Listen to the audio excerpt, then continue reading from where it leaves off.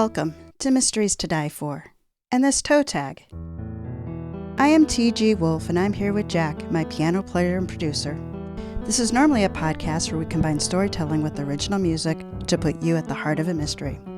Today is a bonus episode that we call a toe tag. It's the first chapter from a fresh release in the mystery, crime, and thriller genre. And today's featured release is All We Buried by Elena Taylor.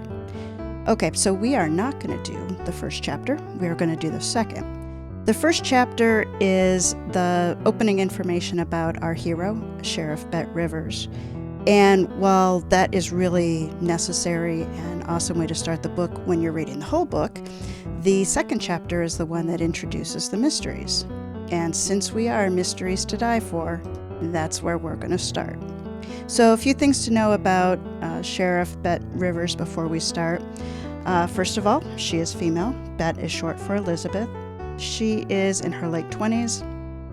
She has just returned home a few months ago to Collier, Washington, to stand in for her father, the Sheriff of Collier, as he was dealing with cancer. And during the cancer treatments, he died from a fall. So she is newly the interim sheriff, and she is starting an election where her opponent is one of her deputies. That is most of what's packed into chapter 1. So let's get into 2. Bet clunked her chair back down, her body no longer leaden. It wouldn't be the first death due to occur in Lake Collier. Ominously dark due to the depth, the water was rarely calm, the rough water ill-suited for recreation. Lakers, as the residents of Collier were known as, went to other places for boating and swimming. Visitors found it difficult to access the shore. Daredevils had occasionally come to bad ends over the years, prompting the danger signs posted at the few public access points. But people still ignored the warnings, and accidents happened. With 4 years of experience under her belt, Bet had performed death notifications before, the worst part of law enforcement officers' job. Fatality in the lake would likely be a tourist. The next of kin would have to be tracked down. Lakers knew to stay out of the water. She swept the fly-making materials off her desktop and into the center drawer. "Guess you better come in," Bet said to the shadow in the hall, wondering who would walk through her door. As the, quote, young man came into the room, Bet guessed his age to be mid-40s. He was an awkward stick figure of a person, a few inches over 6 feet tall, but carrying all the bulk of a scarecrow missing his stuffing. An unruly mop of hair in the remarkable shade of orange rounded out his appearance. Wearing a neat white button-down shirt and tan cargo pants with one leg tucked into the sock, he looked a lot like Beaker from the Muppets, and Bet had the fleeting thought that he might open his mouth and nothing but beep, beep, beep, beep, beep, beep, beep would come out. "Peter Malone," he said, perfectly understandably. He shook Bet's hand with a firmer grip than she expected from such a slender man. His handshake was warm and slightly damp, as if he'd just come out of the restroom after using one of the air dryers put in to save trees. "Dr. Malone, Alma," the sheriff's secretary said, "is a college professor." "I'm not a medical doctor, but I could play one on TV." Peter forced a laugh. "How's that?" Bet asked. Just a little academic humor. A PhD, not MD. I'm a scientist, really." Peter's voice trailed off. "I'm sorry, this is a bit outside my comfort zone." The professor shifted his bicycle helmet from one hand to the other. Bet wondered if this was finding a dead body or reporting it. Peter's eyes flickered up past Bet to the photo of her father in his sheriff's uniform, standing next to an American flag. The small metal plate at the bottom of the frame emblazoned with Sheriff Rivers. "You're the sheriff?" His tone made it unclear if it was a statement or a question. Before Bet could respond, her father's Anatolian shepherd, Schweitzer, squeezed his large body past the two standing in the doorway and stood between the strange man and Bet. The dog dropped to a sitting position, placing his sizable head level with the man's waist. "I am." Bet watched Peter eye the big dog. She gave him points for not flinching when Schweitzer started to pant. showing teeth the size of great white sharks not 6 inches from his belt buckle. "Down," Bet said to the dog. He lay at Peter's feet with a slow whine. "Good boy." She was pleased he responded so quickly to her command. After her father's death, Bet had become a dog owner overnight. She'd grown up around dogs, but Schweitzer was a one-person dog, and a working dog at that. The transition to Bet as a person hadn't been easy for either of them. She wasn't yet fluent in the language her father had developed with Schweitzer. As with many unfinished threads, he hadn't left behind an instruction manual. She returned her attention to the man. "You found a body in the lake." "I did." "Anyone you know?" The question appeared to surprise him. "I don't think so." "You aren't sure?" "No." "And that's because?" Peter turned pale. "It's all so surreal. I found her wrapped in canvas." Wrapped in canvas. Something more than an accident, then. Unbidden, a reoccurring nightmare surfaced in Bet's mind. An object, the shape of a person, slipped through a hole chipped into the ice of the lake. Like a burial at sea, the shrouded figure vanished into the water while Bet watched from the trees. Bet felt chills even in the heat of the room. She shook off the image. It didn't belong on the job. "If it was wrapped up, what made you so sure of what was inside?" Peter swallowed hard, an expression of anguish twisting his elongated features. "I could see her hair." Alma's hand flew to cover her mouth as she shook her head, as if the action could change Peter's story. Peter swayed slightly, and Bet brought a chair over next to him. He thanked her and dropped into it, took a deep breath, and continued. "I couldn't lift her in without tipping my canoe over, so I towed her back to my campsite. I beached my boat and hauled her up onto the dry ground. I had to see if she... I had the thought that it could be a hoax, a dummy or something. I cut the fabric open. I think she's been dead for a while. Her face... No, I don't think I've ever seen her before." Beth thought about the contamination of evidence, but didn't blame the man for his actions. She would have done the same thing. She didn't follow up on what the girl looked like. It would be better to see for herself. He explained that there were no apparent injuries to her face or head, and that he looked no further once he'd seen that she was dead. "Let's keep this quiet," Bet said to Alma on her way out the door with Peter. "I don't want people to get panicked or curious until I know what's what." "Are you sure that's wise?" Alma asked quietly after Peter went out the door. "Maybe people need to be careful." "It's not a shooting spree, Alma," Bet said. "We have no reason to think anyone else is in danger. We don't know yet how the woman died. It could have been an accident and someone tried to get rid of her body." Disapproval showed on Alma's face. Bet resented that a secretary could make her question her own decisions. But Alma had decades of service in this office. She worked for Bet's grandfather first, then her father. She'd watched Bet grow up, so both of them were making the shift. Sometimes Alma and Schweitzer looked at her with identical expressions, as if she were the imposter and they wanted Earl Rivers to come home and straighten things out. "We have a town full of tourists," Bet reminded her. "The last thing we need is a story going viral about a body in the lake." Alma pursed her lips. "As long as the upcoming election isn't why you don't want people to know." Bet felt like she'd been slapped. She almost said the damn election was more important to Alma than it was to her, so of course it wasn't what she was thinking about. But that wasn't something she could admit out loud.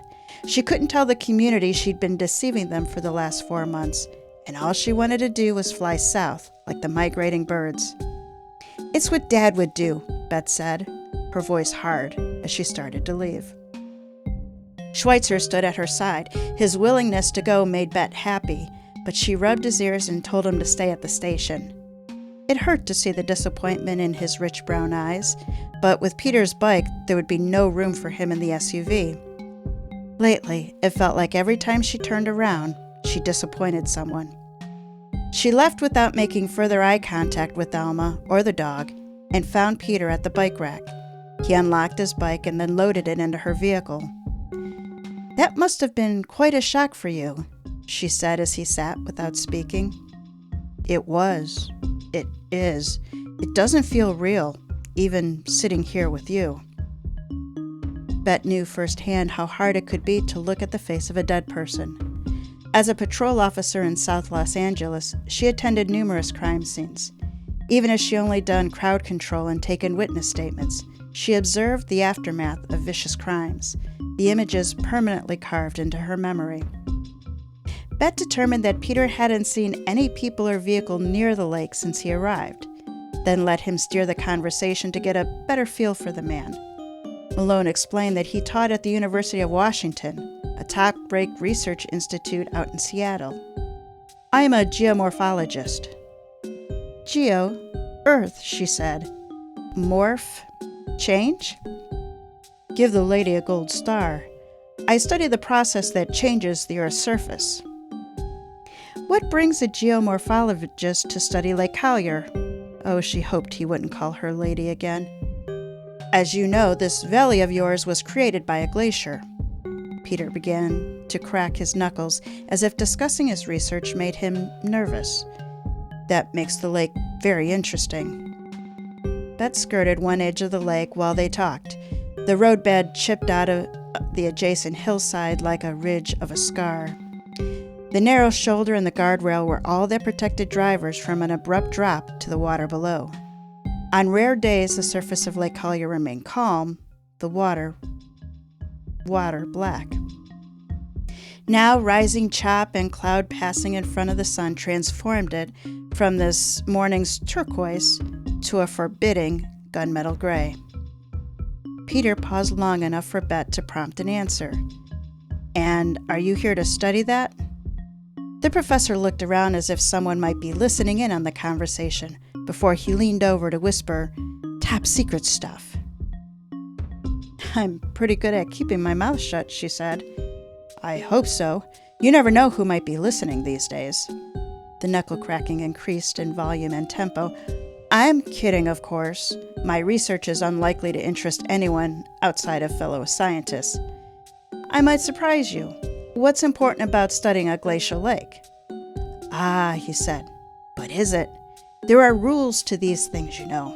Is it a lake in a glacier or a glacial lake?" "Is there a difference?" "Oh, to a scientist, yes."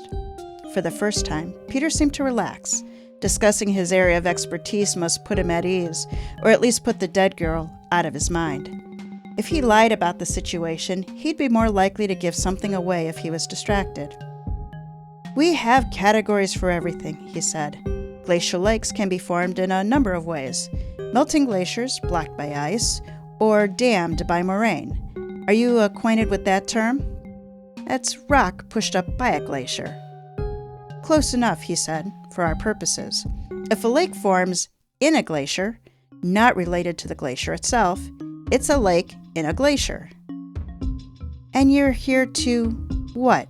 Look for evidence of how ours formed?" "Bingo," he said. It was a change of pace to have a scientist study the lake. Most people who arrived to, quote, study the area were either ghost hunters or looking for Sasquatch. "And you're sure you never saw the dead woman before?" Peter looked startled at her shift in conversation, but he didn't change his story that Jane Doe was a complete stranger to him. "Why does it matter," Bet asked, "whether it's a glacier in a lake or a glacial lake?"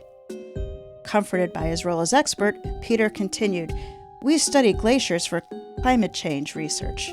I believe that what you have here is a tarn." "A tarn," she echoed. "A tarn is a high mountain lake, but in glaciology, it's specifically a lake in a cirque." "You got me on that one, too." Peter stretched back in his seat, his voice taking on a professional air. Bet pictured him in front of a classroom. "Cirques have very specific shape. Deep sides, kind of like an amphitheater. They usually form at the mouth of a valley caused by a retreating glacier. Lake Collier sat at the mouth of their hanging valley." "Were you meeting anyone here?" she asked. "In Collier?" Peter paused before he answered. "I don't know anyone in the area." "That's not quite what I asked." Peter turned in the seat to look directly at Bet. His next words clipped as if she'd struck a nerve. "No, I was not planning to meet anyone here in Collier. Bet let the silence sit between them for a long moment. She pictured the shape of a tarn. Steep sides and bottomless, a long way down for something to fall. I assume you did your homework on the lake before you arrived, Bet said. You must know our lake isn't considered safe for boating, swimming, or diving. I did. Peter sat back, looking out the window again, the questions back on solid ground. But I'm well equipped. I always wear a life jacket and safety cable myself to the canoe. I appreciate your concern for my welfare. His precautions made sense, but if there were so many unexplored lakes in the area, why choose one so dangerous? You're an adult. I can't stop you from putting yourself at risk. I just don't want to find your body floating in the lake, too. As she drove, Bet continued to watch Peter from the corner of her eye. It was true she couldn't stop the man from doing his research, but that didn't mean she would minimize the danger. The lake stretched out in front of them now, the far end close to the bend in the road where it dropped out of the valley to a highway several miles below. Sorry, I didn't come to introduce myself before I went out in the water this morning. I was anxious to try my equipment, Peter said. I haven't even unhooked my truck from my trailer. That's why I biked in. But I did plan to come by and let you know that I'm here. He didn't need her permission. Maybe the scientist wasn't as confident now as he had been before he left Seattle. Seeing firsthand how treacherous the lake was, perhaps he wanted someone in a position of authority to keep an eye on him. Not something Bet could do. Peter was on his own. It could be one of the deepest lakes in the region. Peter's voice rose in excitement. Yet we know almost nothing about it. This area is so remote, what with the only single road coming in and the heavy snowfall in the winter. No one has ever studied this marvel in our own backyard. Outsider, Bet thought. My backyard, not yours. Tourists were appreciated. They supported the local economy, but Lakers resented visitors who spoke of the valley as theirs. Bet pushed away the thought that she'd begun to think of herself as a Laker again. I guess I don't have to tell you how out of the way this area is, Peter said. I know something about it. Bet turned off Lake Collier Road and onto the private track at the east end of the lake.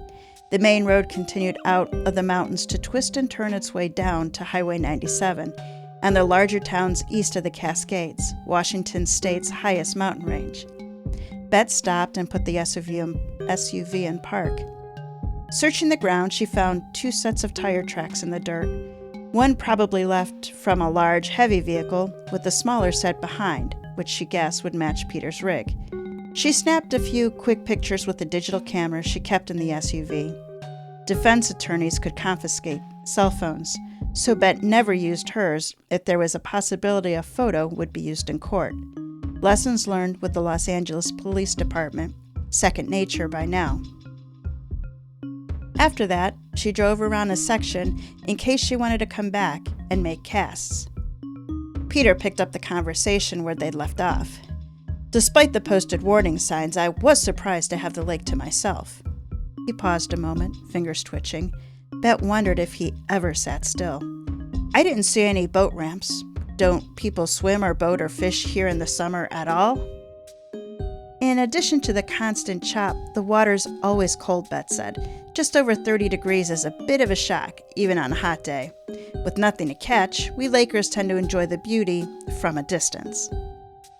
The relationship between the Lakers and the lake wasn't an easy one, and not something discussed with strangers. It's hard to believe there's no fish.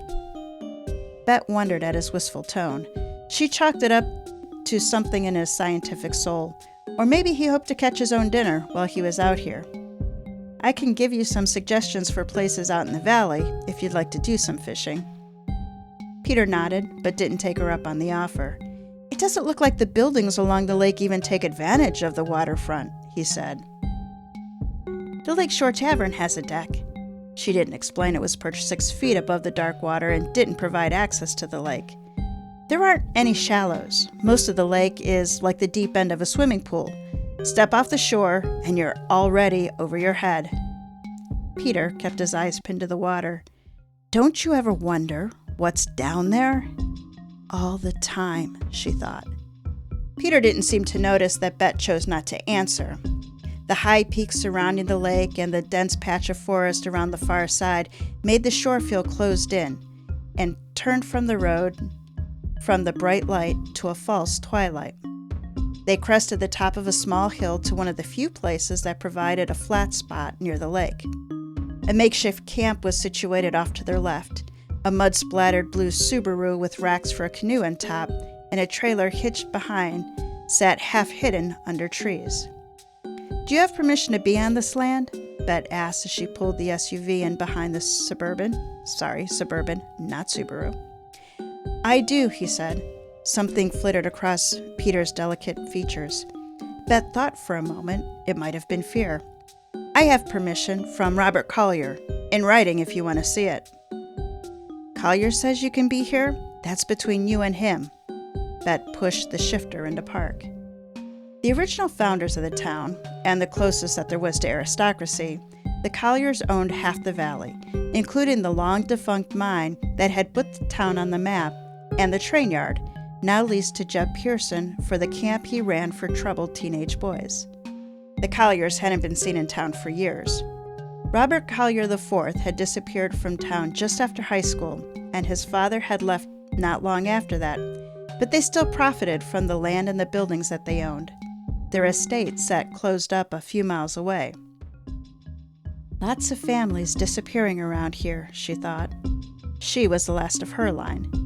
Peter hopped out of the SUV and stood quivering with energy as she stepped out. She began to understand why he was so thin. He reminded her of a hamster she owned as a child. The little orange puffball could spend hours running on his wheel. In the days after her mother's suicide, Bet's father had been concerned over how much time she spent sitting and watching a hamster. "What's the attraction, Bet? He just goes round and around."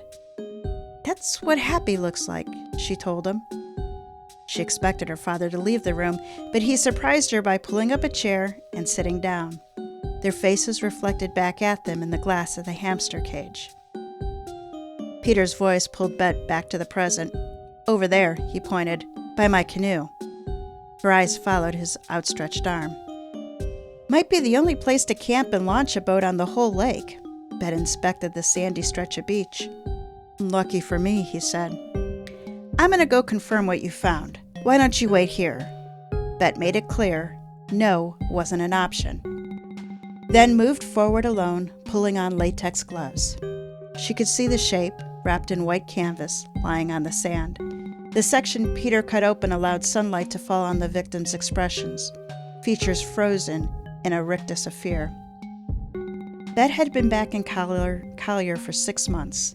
If natural causes, an accident, suicide, or an overdose hadn't killed Jane Doe, this could be her first homicide investigation as sheriff.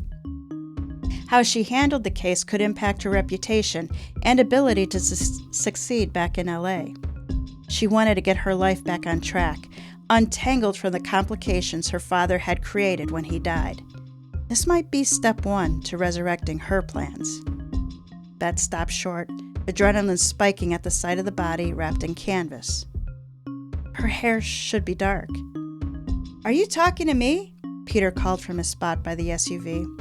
Bet shook her head and managed to get the word no out, embarrassed to be caught speaking out loud. She wasn't going to admit to Peter that she'd seen another woman, wrapped exactly like this, in a dream. All right, that was Chapter 2 of All We Buried by Elena Taylor. So let's talk a little bit about it. So All We Buried is a police procedural mystery.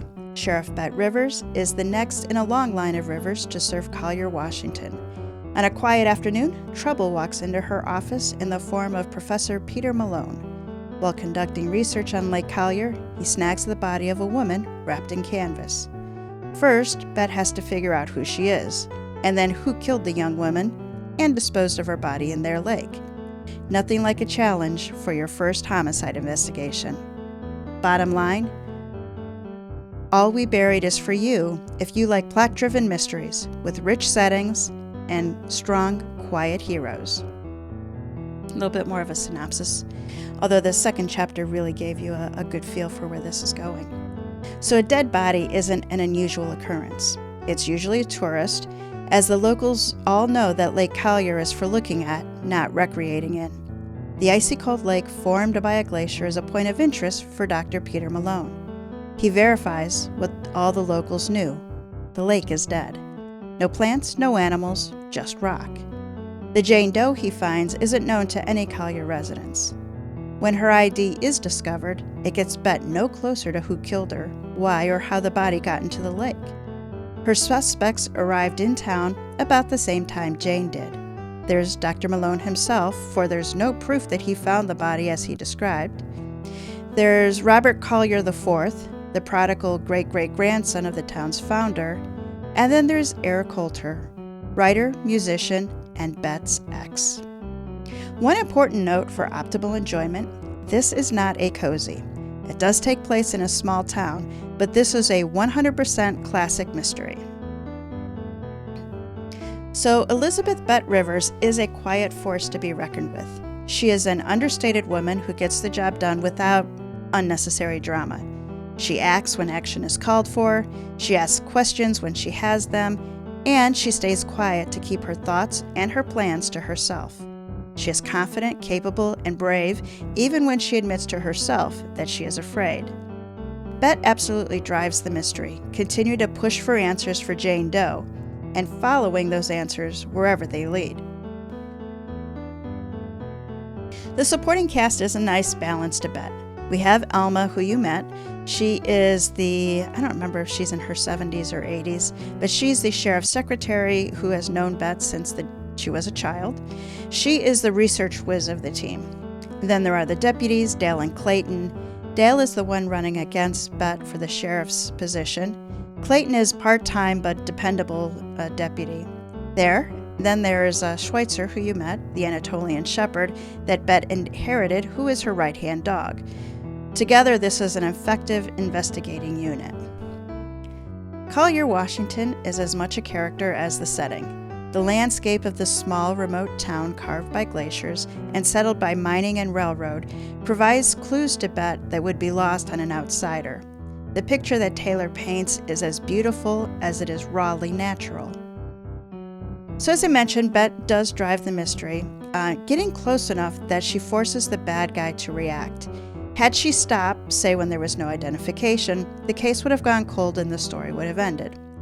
Standing at the end and looking to the front, Bette's actions are solid. There's no leaps of logic. There's no magically revealed answers. Bette and her team earn every clue that they get. I did end up with a question or two on the bad guy's side, but that's not unusual for me. All We Buried is the first in the Sheriff Rivers series and is Bette's origin story. I nearly binge-read the story, going so far as to make dinner late because I had to know what happened. I had the pleasure of reading Bette's second case, Cold, Cold World, which I also highly recommend adding to your reading list. All We Buried was released from Crooked Lane and is promoted by Partners in Crime Tours and is available from Amazon and other book retailers. And now, if you don't already know Elena Taylor, it's my pleasure to introduce you. So Elena spent several years working in theater as a playwright, director, designer, and educator before turning her storytelling skills to fiction. She writes the Sheriff Bette Rivers mysteries, featuring a female sheriff filling her late father's rather big shoes in her small mountain town. She also writes the quirky Eddie Shoes mysteries under the name Elena Hartwell. I'm a big Eddie Shoes fan too. It's an awesome detective. Elena is a senior editor with Allegory Editing, a boutique editing house where she works one-on-one with writers to shape and polish manuscripts. Elena's favorite place to be is at Paradise, the property she and her hubby own south of Spokane, Washington. Links to Elena's website is in the show notes, and check out her social media. Wondering what to read after you finish All We Buried? Partners in Crime Tours is your ultimate destination for all things mystery, crime, thriller, and cozy. Since 2011, they've been working to fill bookshelves with gripping and heart-pounding reads. Discover new mystery series and connect with other fans with Partners in Crime. Look up Partner in Crime Tours on the web or your favorite social media. Link to the website is in the show notes. And authors, whether you're looking to promote your latest thriller, discover a new mystery series, or connect with fellow fans of the genre, PICT has you covered. Check out their promotion options that come with the personal attention of a dedicated coordinator. Please join us next week for Season 8, Anything But Murder, where arson for hire is our murderless crime. It's Slow Burn by Chuck Browman. All right, Jack, take us out.